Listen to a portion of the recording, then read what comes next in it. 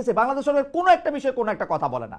Union সরকার দেশ চালায় হচ্ছে তার গ্রামীণ ব্যাংক চালানোর মতো করে, যেইটা ইচ্ছা সেটা করে। কিন্তু আমরা বুঝতে পারতেছি যে মার্কিন যুক্তরাষ্ট্রের একই রকম চিঠি, কারণ মার্কিন যুক্তরাষ্ট্র এত এত এত এত কষ্ট করে না, এটা একই রকমের একটা প্রায় টেমপ্লেটের মতো করে চিঠি বিভিন্ন রাষ্ট্রের সাথে কথা বলতেছে। ওই টেমপ্লেটের মতো করে চিঠি আমি দেখছি, যেটা বাংলাদেশের সাথে মোটামুটি অনেক মানে মানে গোপনীয় হ্যানত্যান করা হইতেছে। যাই হোক, ওগুলির মধ্যে বেশিরভাগই একটা আগ্রাসনের ছায়া থাকে, খুবই দুর্বল, খুবই নতজানু, খুবই মানে আমি কি বলবো, যাদের পররাষ্ট্রনীতি বলতে কিচ্ছু নাই। শুধুমাত্র ওই ধরনের সরকারি মার্কিন যুক্তরাষ্ট্রের এই ধরনের চুক্তি আসলে মানতে পারে, বলতে পারে, এবং এটা নিয়ে প্রতিক্রিয়া দেখা যায়। আমি এটা নিয়ে আলাদা করে একদিন একদম স্পষ্ট করে বলবো মুর্তজা ভাই, আমি এগুলি আমেরিকার এগুলি টেমপ্লেট। আমি একটা সেকেন্ডে শেষ করে দিই। প্রথমত কথা, এ ধরনের কোন শর্ত মেনে বাংলাদেশ সরকার চুক্তি করে নাই, এখন পর্যন্ত চুক্তি করার ধারে কাছেও নাই। করলে তাই বাংলাদেশ সরকার কোনো চুক্তি প্রকাশও করে না, প্রচারও করে না, কি করে না করে কাউরে বলে না। এইখানে যে নিরাপত্তা প্রতিষ্ঠানে পাঠাইলো আমেরিকা, একটা টেরিফ চুক্তির মধ্যে, ভাই আমি একটা কথা বলি, এই টেরিফ চুক্তির মধ্যে যে একটা নিরাপত্তা প্রতিষ্ঠানে পাঠাইলো, এর মধ্যে যে নিরাপত্তার বিষয়গুলো এর মধ্যে আছে, পররাষ্ট্র উপদেষ্টারা যে এর বাইরে রাখতেছে, বাংলাদেশ সরকার কোনো একটা বিষয়ে কোনো একটা কথা বলে না। ইউনিয়ন সরকার দেশ চালায় হচ্ছে তার গ্রামীণ ব্যাংক চালানোর মতো করে, যেইটা ইচ্ছা সেটা করে। আমি এগুলি নিয়ে কথা কইতে চাই না, এগুলি নিয়ে কথা কইলে বহুত কথা, কিন্তু এগুলি নিয়ে আসলে মানে I am like really pissed of, মানে এটা করতেই পারে না। এটা আমি মনে করি কথা বলা উচিত, আমি মনে করি আপনি কথা বলেন না সেটা ঠিক না, আপনার কথা বলা উচিত। একই সঙ্গে চুক্তি বিষয়ে যেহেতু, ট্যারিফ আলোচনা বিষয়ে যেহেতু আমি সেখানে ছিলাম, সেই কারণে আমার উচিত বিষয়টা পরিষ্কার করা। অবশ্যই পুলিশ বাহিনীটা নিয়ে ডিম আগে না মুরগি আগে এর একটা অবস্থা তৈরি হয়েছে। অনেকে বলতেছেন যে পুলিশ বাহিনীর মধ্যে আওয়ামী লীগের লোক রয়ে গেছে, কিন্তু বিপরীতভাবে এটাও সত্য, পুলিশ দেখছে যে তার ইউনিফর্মে থাকা লোক সহকর্মীকে মেরে ঝুলিয়ে দেওয়া হয়েছে, থানায় গিয়ে আগুন লাগিয়ে দেওয়া হয়েছে। এমনকি সরকার পরিবর্তন হওয়ার পরও পুলিশ বাহিনীর উপর বিভিন্ন নির্যাতন অত্যাচার চলেছে, যেগুলি নিয়ে আসলে কোনো ধরনের কোনো মামলা হবে না বা মতো একটা ইনডেমনিটিও আছে, কাছাকাছি, ইনডেমনিটির কাছাকাছি। এইটা তাদের এর জন্য দায়ী কিনা মুর্তজা ভাই? ধন্যবাদ আপনাকে। আপনার এই প্রশ্নের পরে আমি আরো কয়েকটা নিয়ে ছোটখাটো করে একটু কথা বলবো। পুলিশ বাহিনীর উপরে নৃশংসতার যে কথাটা বলা হইতেছে বা যেটা আলোচনায় আছে, এটা আসলে কি? এটা কি বাংলাদেশে সত্যি সত্যি এরকম কোনো ঘটনা ঘটেছে? না ঘটে নাই, হত্যা করেছে। এই যে হত্যাযজ্ঞ চলেছে, হত্যাযজ্ঞ চলার সময়ে পুলিশের, তারও আরো অনেক আগে থেকে পুলিশের বিষয়ে সাধারণ জনমানুষ এবং বিশেষ করে আন্দোলনকারীদের যে মনোভাব তৈরি হয়েছিল, পুলিশ একটা সরাসরি শত্রুতে পরিণত হয়েছিল। সেই শত্রুকে যখন সে সামনে পেয়েছে, নির্দয়ভাবে তাকে হত্যা করেছে। এরকম হত্যার ঘটনা বাংলাদেশে ঘটেছে। থানা পুড়িয়ে দেয়া, যে থানা পুড়িয়ে দিয়ে 13 জনকে হত্যা করা হয়েছে, ওই থানার ঘটনাটি কি আমরা জানি? সারা দিন ধরে ওই থানা থেকে মানুষকে উদ্দেশ্য করে গুলি করা হয়েছিল, গুলি করে বিক্ষুব্ধ মানুষকে আটকে রাখা হয়েছিল।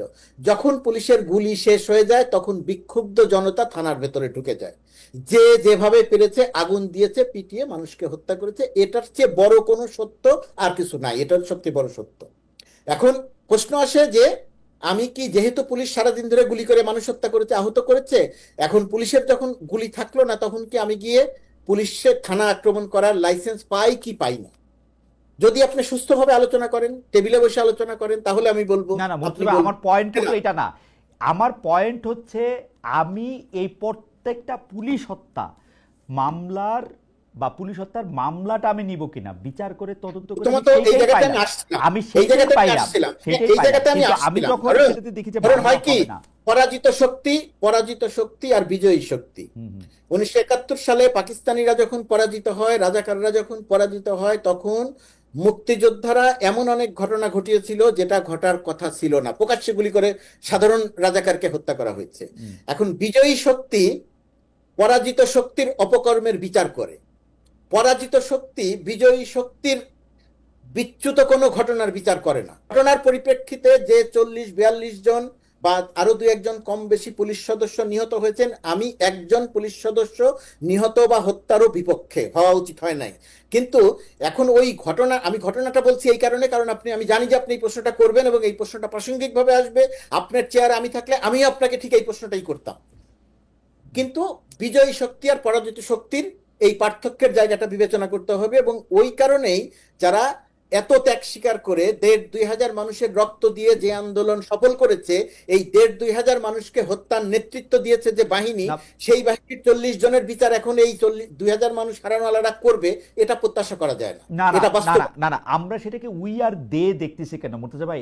এটা যদি আমি আর আপনি দেখি তাহলে কি আমরা এটা অস্বীকার করি না? পুলিশ কে আসলে? পুলিশ তো পিজেন্টস ইন ইউনিফর্ম। মানে ও তো ওর উপরে মানে যে লোকটা শেখ হাসিনা ক্রিম খাইছে, যে লোকটা মুর্তজা ভাই, যে লোকটা রাস্তায়, যে লোকটা ক্রিম খাইছে, যে লোকটা আমার বন্ধু এসপি বা আপনার বন্ধু ডিআইজি বা হেলাল ভাইয়ের বন্ধু আইজি, তারা কিন্তু শেখ হাসিনা ক্রিমটা খাইছে, রাস্তার ওই কনস্টেবলটা না। কিন্তু রাস্তার ওই কনস্টেবলকে দিয়ে আপনাকে গুলি করে হত্যা করিয়েছে। ধরেন নারায়ণগঞ্জে বিএনপি,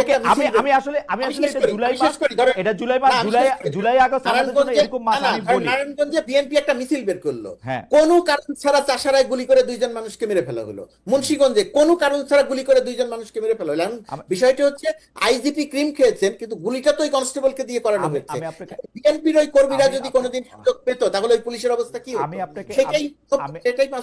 আপনাকে বলি মুর্তজা ভাই, এটা ধরেন আমরা যারা মানে জুলাই আগস্ট তো আসলে গত বছরের কথা, এই সময়টার মধ্যে থেকে আমি আপনি আমাদের মধ্যে আসলে মানে অনেকেই আমরা এইটা অস্বীকার করতে পারবো না যে পুলিশ কি পরিমাণ অট্রোসিটি আসলে চালাইছে, পুলিশের নামে আসলে কি করা হয়েছে না করা হয়েছে সেটা আমি জানি না। কিন্তু আমি বলতে চাইছিলাম যে এই একটা ইউনিফর্ম ফোর্সের ওইখানে এই তদন্তগুলি কইরাও তো এগুলি সামনে আনা যাইতো। কারণ প্রতিটা হত্যা, প্রতিটা খুন, প্রতিটা মৃত্যু, প্রতিটা আইন নিজের হাতে তুলে নেওয়ার যদি আমরা এটাকে আইন হাতে তুলে নেওয়া বলা যাবে না, এইটাকে বলা যাবে না। আচ্ছা ঠিক আছে, আমরা ৫ তারিখের পর থেকে তো বলতে পারবো। ৫ তারিখের পর, ৫ তারিখ পর্যন্ত বলে ৫ তারিখের পর। জি হেলাল ভাই, আমি কিছু বলতে চাচ্ছি। আমার এখানে কিন্তু আরো অনেক কথা বলার ছিল এই প্রসঙ্গে। মুর্তজা ভাই আমি একটু বলি, দেখেন পরাজিত শক্তিকে মারতে হবে এমন কোন বিধান পৃথিবীতে আছে বলে আমি মনে করি না। মনে করেন ৯১ সালের নির্বাচনে আমরা আওয়ামী লীগ ইলেকশন করেছি, আওয়ামী লীগ হেরে গেছে, তারপরে আওয়ামী লীগকে মারতে হবেন না। এখানে বলা হচ্ছে যে বড় ভুল বুঝাবুঝি থেকে যাবে। আপনার পক্ষে বলছি। হেলাল ভাই একটা সেকেন্ড, আমরা সময় একটু বাড়াই দিচ্ছি, ১ মিনিট মুর্তজা ভাইকে ১ মিনিট দেন, বক্তব্যটা খালি শেষ করুক, আমরা সময় বাড়াই দিচ্ছি, আপনি বলুন।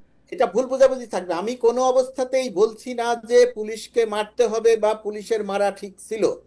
আমি বলছি যে ঘটনার পরিপ্রেক্ষিতে যে অবস্থা তৈরি হয়েছিল, সেই অবস্থায় বিক্ষুব্ধ জনতা যে কর্মটা করেছে সেটা ঠেকানোর কোনো উপায় কারো ছিল। অনেকেই বলছে যে আইন শৃঙ্খলা পরিস্থিতির যে এরকম মারাত্মক অবনতি হচ্ছে, এর পেছনে সরকারের ভিতরে কোনো সরকার লুকিয়ে থাকার কথা কেউ কেউ বলছেন, কেউ কেউ বলছেন সরকারেরই কোনো একটা অংশ কাউকে ভয় দেখানোর জন্য বা নিজেরা আরেক কিছুদিন ক্ষমতায় থেকে যাওয়ার জন্য অথবা বিএনপিকে ঠেকানোর জন্য এটি করে থাকতে পারেন। অনেকে ইঙ্গিতটা করছেন এরকমও যে বর্তমান তিনি সেনাপ্রধান আছেন, সেই সেনাপ্রধান যেহেতু সরকার প্রধানকে ব্যর্থ দেখতে চান, তাই তিনি এসবের ক্ষেত্রে পরোক্ষ বা প্রত্যক্ষ ইন্ধন দিয়ে থাকতে পারেন। এ ব্যাপারে আপনার একটু বিশ্লেষণ আমি একটু শুনতে চাই। যে অভিযোগগুলোর কথা বা যে প্রসঙ্গগুলোর কথা আপনি সামনে আনলেন, এটা জনমনে এই আলোচনাটা আছে। আমি যদি বলি যে না এগুলো ঠিক না, তাহলে এটা হবে না। হয়তো ঠিক না, কিন্তু জনমনে এই আলোচনাটা আছে। আমার মনে হয় যে আইন শৃঙ্খলা পরিস্থিতি উন্নতি না হওয়ার ক্ষেত্রে আরেকটা জিনিস কাজ করেছে। একেবারে যে উন্নতি হয়নি তা না, মাঝখানে শুরুতে যেরকম একেবারে ভেঙে পড়েছিল, তারপরে সেই জায়গা থেকে মোটামুটি ভাবে একটু উত্তরণ হয়েছে। আবার মাঝে মাঝে এমন দু একটা ঘটনা ঘটেছে যে ঘটনার পরিপ্রেক্ষিতে এটা বলার সুযোগ থাকে না যে আইন শৃঙ্খলা পরিস্থিতির উন্নতি হয়েছে। আমার কাছে মনে হয় এটার ষড়যন্ত্র তত্ত্বের চেয়ে আপনি যে সমস্ত কথা বললেন, কেউ কেউ চাইতে পারে বিএনপিকে ঠেকানোর জন্য সেনাপ্রধান এই সরকারকে ব্যর্থ দেখতে চান, এইরকম নানা রকমের ইকুয়েশনের কথা বললেন। আমার কাছে এই ইকুয়েশন খুব বেশি গুরুত্বপূর্ণ নয়। নির্বাচন পিছিয়ে ক্ষমতায় বেশি দিন থাকবে, এই বক্তব্যের কোনো ভিত্তি নেই। এই সরকার, ডক্টর ইউনূসের সরকার, ডক্টর ইউনূস নির্বাচন পিছিয়ে একদিনও বেশি ক্ষমতায় থাকবেন না, এটা আপনি নিশ্চিত থাকতে পারেন। তাহলে এই প্রশ্নগুলো আসে কেন বা এই ঘটনাটা ঘটলো কেন? আমার ধারণা এই ঘটনাটা ঘটলো, এটা আপনি সরকারের ব্যর্থতা বলতে পারেন। রাজনীতিতে সুস্থ ধারা ফিরে আসে নাই। রাজনীতিতে এখনো পরস্পরের প্রতি অভিযোগ দেয়া, ব্লেম দেয়া, এই যে রাজনৈতিক ভাবে একমত হতে না পারে, একমত বলতে সব বিষয়ে একমত হবো তা বলছি না, আমি বলছি মেজর মেজর ইস্যুতে একমত হতে পারার যে দুর্বলতা সেটা আমাদের রয়ে গেছে, এবং সেই রয়ে যাওয়ার সুযোগে আইন শৃঙ্খলা পরিস্থিতির অবনতি হচ্ছে, মাঝে মধ্যেই সেটা অনেক বড়ভাবে অবনতি হচ্ছে, যেটা সাধারণ জনমনে খুব বড় রকমের প্রশ্ন তৈরি করছে। ডিজিএফআই কে নিয়ে অনেক প্রশ্ন আসতেছে। সাধারণভাবে বাংলাদেশের মানুষ এইটা বোঝে কিনা যে ডিজিএফআইটা আসলে ডক্টর মোহাম্মদ ইউনূসের আন্ডারেই, তো ডিজিএফআই যদি কোনো মানে ষড়যন্ত্র করে থাকে তাহলে সেটা ডক্টর মোহাম্মদ ইউনূসই করছেন। কিন্তু কেউ কেউ আবার বলতেছেন যে না, ডিজিএফআইটা আসলে ডক্টর মোহাম্মদ ইউনূসের আন্ডারে থাকলেও তারা যেসব কার্যক্রমে অংশগ্রহণ করতেছে, খবরের কাগজে নাকি তারা এখনো ডিরেক্টিভ পাঠাচ্ছে, যেটা আসলে ডক্টর ইউনূসের এগেনস্টেও অনেক সময় যাচ্ছে। এই ব্যাপারটা আপনার জানা আছে কিনা? মানে ডিজিএফআইটা কি ডক্টর মোহাম্মদ ইউনূসের আয়ত্তের বাইরে চলে গেছে, পাকিস্তানের আইএসআই এর মতো? আইএসআই যেমন পাকিস্তানের কথা শোনে না আসলে, মানে যদিও তাদের সরকার প্রধানের কথা শোনার কথা, আপনার কাছে কি এটা মনে হয় যে ডিজিএফআইটা এরকম কোনোভাবে আয়ত্তের বাইরে চলে গেছে? মনে হয় না। ডিজিএফআই বিগত সময়গুলোতে কি করেছে সেটা আমি জানি, আপনি জানেন, হেলাল ভাইও জানেন, বিএনপি আমাদের চেয়ে কম জানেন না, ভালো করে জানে। কিন্তু সেই ডিজিএফআই বর্তমান সময়ে একই ধারায় কাজ করছে বা বর্তমান সরকার ডক্টর ইউনূসের এগেনস্টে কাজ করছে, আমার কাছে সেটা মনে হয় না। দুই একটা ঘটনার পরিপ্রেক্ষিতে সেটা বলা যায়। মন্তব্যগুলি এরকম যে, খালেদ ভাই আমার একটা প্রশ্ন, আমি একদম কোট আনকোট করতেছি, যারা দলের কর্মী নিয়ন্ত্রণ করতে পারে না তারা 18-20 কোটি মানুষের দেশ চালানোর স্বপ্ন দেখে। হ্যালো ভাই, আমার প্রশ্ন, আমি ধরে নিলাম যে বিএনপি এই কর্মীদের বহিষ্কার করছে, বা তারা আসলে বিএনপির কর্মী কেমন কর্মী তা আমরা জানি না। আমরা 4,500-এর বেশি কর্মীকে, বিএনপি থেকে নেতাকর্মীকে বহিষ্কার করা হয়েছে, নেতাদের কথা বলার জন্য শোকজ দেওয়া হয়েছে, দলের প্রধান বারবার আহ্বান জানাচ্ছেন যে আপনারা এগুলি করবেন না। কিন্তু আমি এই পুরা কাজটাকে দেখতেছি হচ্ছে অরণ্যের রোদন। নেতার কাজ, নেতার কথা, নেতার আহ্বান কর্মীরা শুনতেছেন না। এখন আপনি বলতে পারেন যে 18 কোটি দেশের লোকে 4,500 কি এমন নাম্বার, বিএনপি 5 কোটি 7 কোটি লোকের মেম্বার, তার কি এরকম নাম্বার? না হেলাল ভাই, ঘটনা এটা না। সত্যি সত্যি আপনি আমার উপরে আস্থা রাখতে পারেন। আপনি এই অনুষ্ঠানে আসবেন জেনে গত 2-3 দিনে বাংলাদেশের অন্তত 30টা জেলার বিভিন্ন মানুষের সাথে আমি কথা বলছি। সব মানে আমি যাদের সাথে কথা বলছি তাদের বেশিরভাগের অভিযোগ হচ্ছে চাঁদাবাজি করতেছে বিএনপি, থানা উপজেলা দখলে নিছে বিএনপি, ইউএনও অফিসে ঢুকা যায় না হচ্ছে বিএনপির লোকদের জন্য।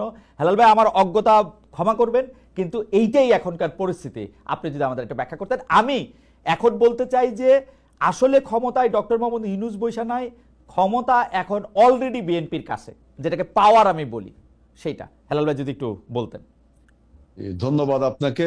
বিএনপি যদি নির্বাচিত হয়ে ক্ষমতায় আসতো তাহলে হয়তো বাংলাদেশ উপকৃত হতো, আমরা সবাই উপকৃত হতাম। যেহেতু এখনো নির্বাচন হয়নি, সুতরাং বিএনপি ক্ষমতায়, এই কথাটা ওইভাবে বলা যাবে না। এখন বক্তব্য হলো যে বিএনপি, আপনি জানেন যে এটা কোনো ক্যাডার ভিত্তিক সংগঠন না, এটা একটা multi class organisation. That means এটা গণমুখী একটা সংগঠন। বাংলাদেশে এখন বর্তমানে যেসব দল রাজনীতি করতেছে তার মধ্যে সবচেয়ে বড় দল হিসাবে বিএনপি তো চলতে হয় না, বিএনপি তো একটা ব্যয় আছে। বিএনপি কি কর্মীদের, নেতাদের মাধ্যমে টাকা সংগ্রহ করে না, যেটাকে আমরা চাঁদা বলে থাকি ভালোবেসে? না না, এটা হলো আমাদের যারা যে কমিটিগুলো আছে, অর্থাৎ আপনি সমর্থক শুভানুধ্যায়িত না, আমরা যারা কমিটির মেম্বার, অর্থাৎ আমরা যারা কমিটির লোক, তাদের আমাদের একটা মান্থলি আমরা একটা পেমেন্ট পার্টিকে করি, খুব অল্প পরিমাণ। না না, সেটা তো সদস্য চাঁদা। আপনারা ব্যবসায়ীদের থেকে চাঁদা নেন তো, ব্যবসায়ী দোকানদার নেন তো টাকা। আমি একটা কথা বলি, সারা পৃথিবীতে রাজনৈতিক দলগুলো যেভাবে তাদের ফান্ড ক্রিয়েট করে, বিএনপি নিশ্চয়ই তার বাইরে না, তার বাইরে করে হেলাল ভাই। বিএনপি তার কর্মী নেতাদের মাধ্যমে মানুষের কাছ থেকে চাঁদা আদায় করে কিনা? আমরা বললাম তো, আমাদের যে সদস্য চাঁদা, এর বাইরে আমার চাঁদা আদায় করতে হবে কেন, আপনি তাই বলেন। আমাদের মনে করেন, আমি তো বিএনপি চালাই না, আমি কেমনে বলবো চাঁদা আদায় করতে হবে কিনা? চাঁদা নেয় কিনা সেটা বলেন। আপনি বলেন না নেয় না। কোন একজন নেতা, এখন আমি যদি ওয়ালটনের কাছে চাঁদাবাজি করি, ওয়ালটন ন্যাচারালি বলবে যে হেলাল বিএনপি করে, বিএনপি চাঁদাবাজি করছে। বিএনপি কি আমাকে বলছে ওয়ালটনের কাছে টাকা চাইতে? বিএনপি যদি বলে হ্যাঁ হেলালকে আমি বলেছি বা হেলালকে আমি সার্টিফাই করছি, তখন আপনি এটা পার্টির চাঁদাবাজি বলতে পারেন। ওকে, ছিলাম যে সরকারের আসলে নিয়ন্ত্রণ আছে কিনা, এই সরকার আসলে আইন শৃঙ্খলা বাহিনীগুলির উপর নিয়ন্ত্রণ রাখে কিনা, বা সরকার এক ধরনের চোখ বদ্ধ করে একটি উট পাখি, বালিতে মুখ গুজে থাকা উট পাখি কিনা। সমস্যা হয় এবং যেটাকে আমি আসলে আমার আপনার দুজনেরই অনেক দিনের পরিচিত সাংবাদিক, বিখ্যাত দেশ বরেণ্য সাংবাদিক, এখন সরকারের মুখপাত্র বা আমরা যদি বলি যে প্রেস সেক্রেটারি, উনার কথাবার্তা বললেও আমরা অর্ধেক বুঝি না যে এটা মব না এটা প্রেশার গ্রুপ। আমরা এনসিপির লোকজনের কথাবার্তা শুনেও আমরা অর্ধেক বুঝি না। উনারা নিজের হাতে আইন তুলে নেওয়াটা কি আসলে উচিত কি উচিত না এটা নিয়ে কথা বললেও ওরা আবার মানে কষ্ট পায়। এইটাকে আপনারা আসলে কীভাবে দেখেন? মানে ঘটনা হয়েছে হলো খুন হইতেছে প্রকাশ্য দিবালোকে, ম্যাজিস্ট্রেসি পাওয়ার দিয়ে আর্মি সামনে আসে, সরকারের একজন খুবই যোগ্য স্বরাষ্ট্র উপদেষ্টা রয়েছেন, কিন্তু আসলে কোথাও কোনো কিছু কাজ করতেছে বা বইলা মনে হইতেছে না। এটাকে আপনি কিভাবে দেখেন? দেখেন, কিভাবে দেখার কিছু নাই আসলে। সাধারণ মানুষ যে চোখে দেখে, আপনি যে চোখে দেখেন, হেলাল ভাই যে চোখে দেখেন, ওই একটা চাঁদাবাজি বা একটা হত্যাকাণ্ড বা একটা অপকর্মের সঙ্গে বিএনপির কোনো একজন নেতা যখন বা কর্মী যখন জড়িত থাকেন, তখন হেলাল ভাই বা হেলাল ভাইয়ের উপরের নেতারা যেভাবে দেখেন, সাধারণ মানুষও সেভাবেই দেখেন। সুতরাং এইটাকে লুকানোর কিছু নাই। বালিতে মুখ লুকিয়ে আমি বলতে পারবো না যে সবকিছু ঠিক আছে। একটা কন্ট্রোল প্রতিষ্ঠা করা বলতে যেটা বোঝায়, সেটা আসলে সরকার পুরোপুরিভাবে করতে পারে নাই। যে কারণে আপনি যে সমস্ত কথা বললেন, সেই সমস্ত কথা আরো অনেকে বলছে, আপনি একাই বলছেন না। এই সরকার একটু ছোট, মানে ইউনূস সরকার পুরোপুরি শেখ হাসিনা না। শেখ হাসিনা যদি 10-এ 10 হয়, ইউনূস সরকার 5 হাসিনা, এরকম মানে অর্ধেক হাসিনা কমপক্ষে, এরকম কি মনে হয় না?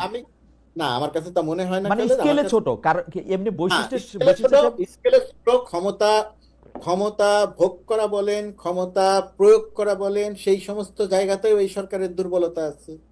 সরকারের উপদেষ্টাদের আপনি কারো কারো বিরুদ্ধে, মতিউর রহমান চৌধুরীর, মতিভাইয়ের যে কথাটা আপনি বললেন, সেই কথাটা বলা আপনি বলতে পারেন, আমি বলতে পারি, কিন্তু সেই কথাটা বলে শেখ হাসিনা সরকারের ওই দানবীয় কর্মকাণ্ডের সঙ্গে মিলাতে যাওয়াটা আমার ধারণা মানে স্কেল আপ যদি আমরা করি, ধরা যাক না, স্কেল আপও করা যাবে না। আপনি বর্তমান সরকারের কোন উপদেষ্টার আপনি ওইভাবে তারা ক্ষমতা ব্যবহার করে দুর্নীতি করছে, তার দুর্বলতা বের করতে পারবেন, আপনি তার সমালোচনা করতে পারবেন। হাসিনাকে টাকা দিয়ে উনি যেমন কাজ করতেন, এই টাকাটা দেয়া কি উনার বন্ধ আছে? এই টাকাটা উনি এখন কারে দেয়? চুরির যেগুলি ডাইরেক্ট ক্ষেত্র, হয়তো যেটা বন্ধ হয়েছে সেটা হচ্ছে বিদেশে টাকা পাচার বা ব্যাংকগুলিকে খুব ম্যানিপুলেট করা হয়তো বন্ধ হয়েছে, কিন্তু সারা বাংলাদেশে যে ঠিকাদারি কার্যক্রম যে পরিচালনা করা, সেটার ক্ষেত্রে কিন্তু ওই ঠিকাদারদেরকে টাকা দিতেই হইতেছে। মুর্তজা ভাই, আমি তো এখন আমি আপনার সাথে কারে দিচ্ছে টাকাটা, এটা হলো আমার কথা। ওই টাকাটা কোনো উপদেষ্টাকে দিচ্ছে না, সরকারকেও দিচ্ছে না। ওই টাকাটা সরকার বলতে কি বলছেন? ওই টাকাটা কি কোনো ডিসি কে দিচ্ছে? দিয়ে থাকতে পারে। এখন ওটা দেখার দায়িত্ব অবশ্যই সরকারের। এইটা সরকার যদি না দেখে থাকে, আপনি অবশ্যই সেটাকে অভিযোগ দায় নিতে হবে, সরকারের সমালোচনা করতে হবে। কিন্তু আবার ওই টাকাটা স্থানীয় রাজনীতিতে যিনি প্রভাবশালী, যে দল প্রভাবশালী, ওই ঠিকাদার সেই হয় ওই ঠিকাদার ওই প্রভাবশালী দলের অংশ, অথবা ওই ঠিকাদার ওই প্রভাবশালী দলকে অর্থ দিয়ে, দলকে আস্থায় নিয়ে সে ব্যবসাটা করছে। বাংলাদেশে এখন এই যে দোষারোপের রাজনীতিতে পিক অ্যান্ড চুজ একটা খেলা শুরু হয়েছে। কোন ঘটনাটাকে চুজ করবে, কোন ঘটনাটাকে পিক করবে। আপনি দেখেন যে পূর্ব ঢাকায় যে ঘটনাটা ঘটলো, সেটাকে যেভাবে একটা ব্যবসায়িক হত্যাকাণ্ড, নো ডাউট, এ ব্যাপারে আপনাদের কারো কোনো দ্বিমত নেই। সে বিএনপি সমর্থন হতে পারে, যারা মেরেছে তারাও বিএনপি করতে পারে, যারা মার খেয়েছে তারাও বিএনপি করতে, কিন্তু এটা তো রাজনৈতিক হত্যাকাণ্ড না, এটা তো একটা ব্যবসায়িক হত্যাকাণ্ড। সেই ব্যবসায়িক হত্যাকাণ্ডকে রাজনৈতিক হত্যাকাণ্ড হিসেবে প্রচার করা হচ্ছে, তাই না? একই সাথে আপনি দেখবেন আমাদের খুলনায় আপনার রক কেটে গুলি করে হত্যা করা হলো, এবং রক কাটা কালচার কাদের, রক কাটা বাহিনী কাদের বলায় সবাই জানে। এই ঘটনাকে পিকও করা হলো না, এই ঘটনাকে আপনার রাজনৈতিক মহলে তত্ত্বগতভাবে বিশ্লেষণ করার বিষয় আনলো না। একই সাথে দেখেন উপদেষ্টা আসিফ মাহমুদের এলাকায় মুরাদনগরে একটি পরিবারের 3 জনকে হত্যা করা হলো। সেই ঘটনাটাকেও কিন্তু আপনি আলোচনা জগতে আনলেন না, বরঞ্চ উপদেষ্টা বললেন যে আমরা নাকি এখন প্রস্তর যুগে বসবাস করছি। আমার তখন প্রশ্ন জাগে, তাহলে এই প্রস্তর যুগের জন্য কি আপনি দায়ী না? যেহেতু আপনি প্রো এস্টাবলিশমেন্ট অথবা এস্টাবলিশমেন্টের পক্ষে আছেন, আপনি সরকারে আছেন।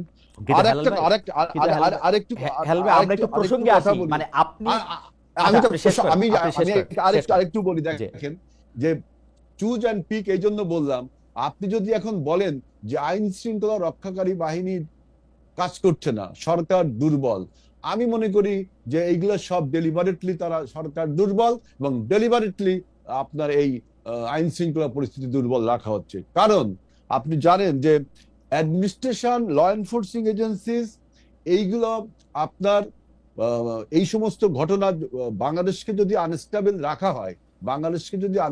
রাখা হয়, তাহলে লাভ কার? লাভ হলো মাফিয়া যারা পরাজিত হয়েছে 24-এ এবং তাদের যে দোসররা আজকে বাংলাদেশের বিভিন্ন জায়গা ছড়িয়ে ছিটে আছে, তাদের লাভ যে বাংলাদেশ যদি আনস্টেবল থাকে, বাংলাদেশ যদি অস্থিতিশীল থাকে। আরেকটি লাভ আছে আমাদের পার্শ্ববর্তী রাষ্ট্র ভারতের, যারা চায় বাংলাদেশ তাদের ক্লায়েন্ট স্টেট হোক।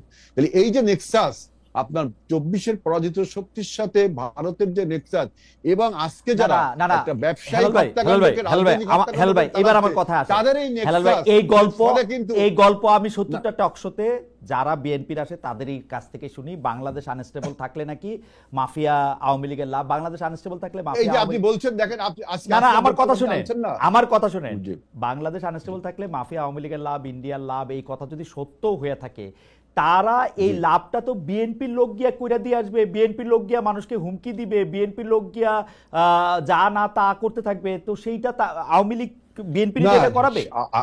আমি যে কুইক এন্ড চুজ বললাম যে এই ঘটনাগুলো বিএনপি অ্যাড্রেস করছে, এই করছে, কিন্তু অন্য যে রাজনৈতিক দল তাদের বিরুদ্ধে কি আপনার এই চাঁদাবাজি, আপনি চট্টগ্রামের আপনি কেন অন্য রাজনৈতিক দলের প্রসঙ্গ আসেন? একটা চাঁদাবাজির কথা ভিডিও ছাড়া হয়েছে, দেখেন এত বড় ঘটনা পুরান ঢাকাতে, আপনি যেটাকে বড় ঘটনা বললেন, এই পুরান ঢাকার এই ঘটনা পরপরই কিন্তু আবার আরেকটা ছাড়া হইলো, একজন মহিলাকে 10 লাখ টাকা 7 লাখ টাকা দিতেছে এনসিপির কেউ গিয়া, সেইটাকে দিয়ে সারা বাংলাদেশ কথা বলে নাই। যেটা আপনার পক্ষে যায়, যেটা আপনার পক্ষে যায়, যেটা আপনার পক্ষে যায়, আমি এখানে বলছি ল এনফোর্সিং এজেন্সিজ এবং অ্যাডমিনিস্ট্রেশন তারা যে ডেলিভারেটলি এই জিনিসগুলো ইনডিফারেন্টলি দেখছে, অনীহার বা উদাসীন ভাবে দেখছে, কারণ কি? সেই কারণটা আপনি বলতে দেননি। কারণ হচ্ছে যে প্রশাসনের মধ্যে ঘাপটি মাইরা থাকা বিএনপির লোক, সেই জন্য। আমি তো আর সেটা বলি না, আমি বলছি যে প্রশাসনের যে উদাসীনতা, কারণ এই প্রশাসনে সমস্ত জায়গা আপনার আওয়ামী লীগের লোক বসে আছে, বিএনপি লোক বসে আছে। হেলাল ভাই আমি আপনাকে বলি, বাংলাদেশে কোন প্রশাসনে এখন আওয়ামী লীগের লোক নাই না, স্বরাষ্ট্র উপদেষ্টা আওয়ামী লীগের লোক নাই এখন, কারণ স্কিম মানে স্বরাষ্ট্র উপদেষ্টা খুদাবক্স, উপ উপদেষ্টা খুদাবক্স, খুবই অ্যান্টি আওয়ামী লীগ লোক, খুবই অ্যান্টি আওয়ামী লীগ না, 111 এখানে অ্যান্টি আওয়ামী লীগ আর প্রো আওয়ামী লীগ বলছি না, খুবই অ্যান্টি আওয়ামী লীগের লোক না, তিনি 111 কুশীলব না, 111 কুশীলব তো সবাই, 111 কুশীলব তো ইউনূস সাহেব, 111 কুশীলব তো সবাই। বিএনপি একটা জিনিস করবে, কুশীলব হবে না?